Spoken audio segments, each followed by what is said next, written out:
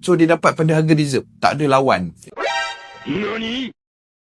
Tuan-tuan kena tahu adakah harga reserve tu sama dengan market value. Dia tak sama tuan-tuan. Jadi harga reserve tu adalah harga reserve yang kita akan mulakan sesatu lelongan tu. Itu yang kita nak kongsikan dengan tuan-tuan.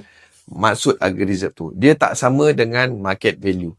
So bila orang tanya, kenapa jualan lelong harga below market value? Sebab mungkin kita dah turunkan harga tu sebanyak 3-40%. Sebab itulah waktu itulah baru kita kata harga reserve tu below market value. Okey, kan? Jadi tuan-tuan dan puan-puan, kalau tuan-tuan faham tentang below market price tadi, baru tuan-tuan boleh tahu di manakah keuntungan tuan-tuan bila nak beli sesuatu hartanah tersebut. Jadi macam hari ni tadi, dia dapat daripada harga reserve tu, maknanya tak ada kenaikan. So dia dapat pada harga reserve, tak ada lawan, kan?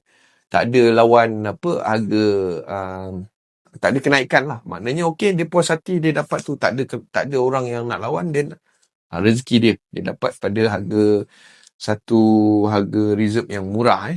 Ni tuan-tuan tak perlu bimbang kalau kata kita beli daripada proses yang lain, kita tak tahu harga dia berapa. So tuan-tuan pun boleh runding kan, tapi tuan-tuan tak tahu harga market tu sebenarnya berapa.